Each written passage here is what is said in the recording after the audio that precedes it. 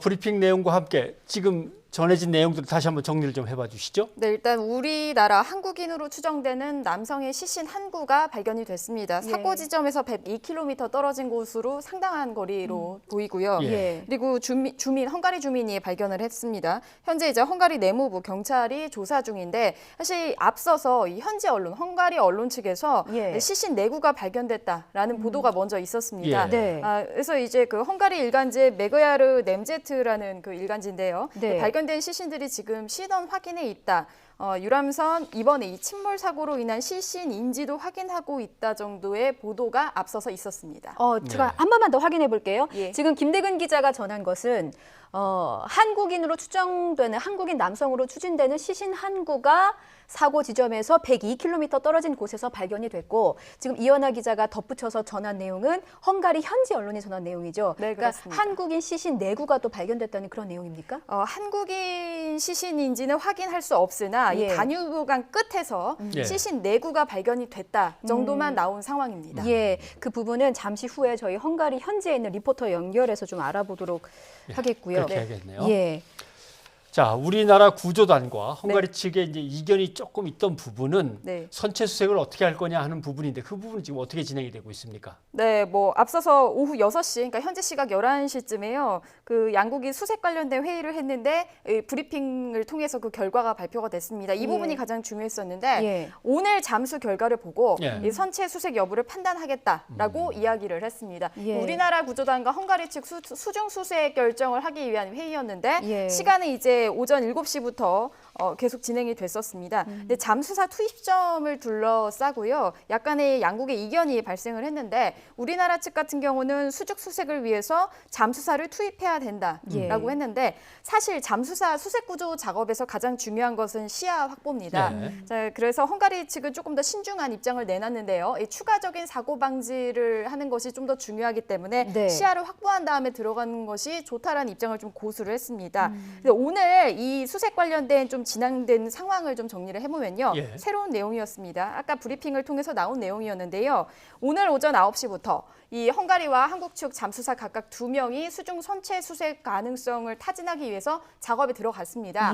현재까지 헝가리 측 잠수사 1명이 잠수를 했다가 나온 상태고요. 우리 측 잠수사가 잠수 시도를 하고 의견을 들어본 다음에 세월호 참사보다 양호한지를 아마 판단하게 될 것입니다. 그래서 우리 측의 신속 대응팀은요. 내일 오전까지 선체 수색 가능 여부를 잠수를 통해서 타진하겠다라고 헝가리 측에 요청한 상태입니다. 사실상 오늘이 굉장히 중요한 타이밍이라고 볼 수 있습니다. 그렇군요. 근데 선체를 이제 수색을 할 때 주의해야 할 점이 한두 가지가 아닐 것 같은데 이 부분을 짚어주신다면요? 네, 일단 뭐 선체 접근이 우선적인데요.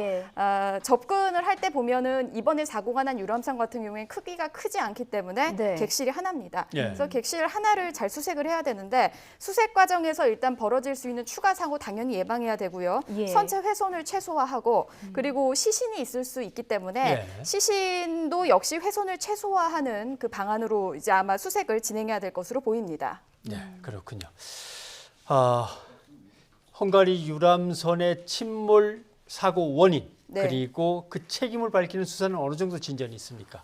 수사는 계속해서 진행을 하고 있는데 헝가리 경찰은 일단 이 바이킹 시기노 선장 64세 우크라이나인이죠. 유리 씨를 부주의 태만으로 수상교통에서 사고로 낸 혐의를 적용해서 구속해서 조사를 하고 있습니다.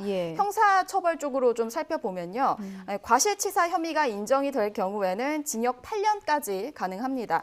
자, 그런데 선장은 현재요. 이 과실과 이 위법 혐의를 꾸준히 부인을 하고 있습니다. 관련한 변호인 측의 이야기 한번 직접 들어보시죠. Ennek az a lényege, hogy hibát nem követett el, tehát gyakorlatilag navigációs hibát ő nem követett el. Ez a lényege. Nyilván részletesebb vallomást tett tanúként. 그렇군요. 이제 사고 유람선을 들이받은 이 바이킹 시기노 선장 말입니다. 추돌 직전 추월이나 뭐 경고 내용을 담은 교신이 없었다 이런 주장이 나왔지요. 이 부분 좀 자세히 전해주시죠. 네, 사실 이 주장이 굉장히 중요한 부분입니다. 왜냐하면 이 선장의 과실을 어디까지 볼 수 있는지를 판단할 수 있는 부분인데요. 이것은 이제 처음에 현지 언론을 통해서 계속해서 보도가 된 부분입니다. 그러니까 이 대형 크루즈 바이킹 시기노 선장이 사고 유람선을 일단 추월을 했고요. 그리고 이 추월할 때 경고 내용을 담은 교신이 없었다. 없다라는 것이 이제 핵심인데요. 현지 언론 보도 일부를 좀 잠깐 말씀을 해드리면 뭐 네. 다뉴브가 항해를 할 때 무전기 10번 채널을 교신을 하는데 이 인근에 있던 그 또 다른 선장들도 이 채널을 통해서 들은 적이 없다라는 이야기를 합니다. 예. 이거 관련해서 국내에 있는 전문가 취재했는데 이야기 한번 직접 들어보시죠.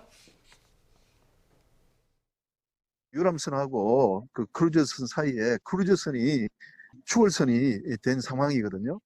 그래서 기본적으로는 우리 해양안전심판원의 이제 재결 등에 따르면 한 85% 정도의 이제 과실 비율을 이제 추월선이 부담하게 됩니다. 아무런 조치를 취하지 않고 사고가 났을 때. 근데 이번 상황에서는 이제 국제규칙 제9조 그 2항에 가면은 피추월선이 협조를 해줘야 안전하게 통과할 수 있을 정도로 좁은 경우에는 이제 신호를 보내서 그 피추월선이 동의할 때 그때 추월이 이제 가능하도록.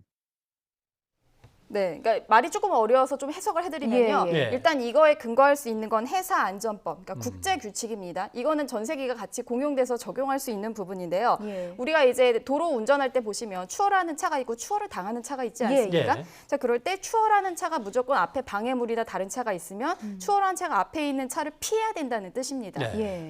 이것은 마찬가지죠. 이 크루즈와 우리 이번에 사고가 났던 유람선도 동일하다는 겁니다. 예. 앞에 우리 사고가 났던 유람선이 있었다면 크루즈가 추월을 하려고 했다면 먼저 피하는 것이 맞았는데 네. 피하지 않았다는 게 이 내용이고요. 예. 거기에 더불어서 피할 경우도 추월해도 되나라는 이런 신호를 보내야 되는데 그 신호조차 보내지 않았다라는 이 두 가지가 있습니다. 결국엔 이 두 가지 때문에 가중처벌이 가능하다라는 게 이 전문가의 이야기였습니다. 예. 네. 이현아 기자 수고하셨습니다.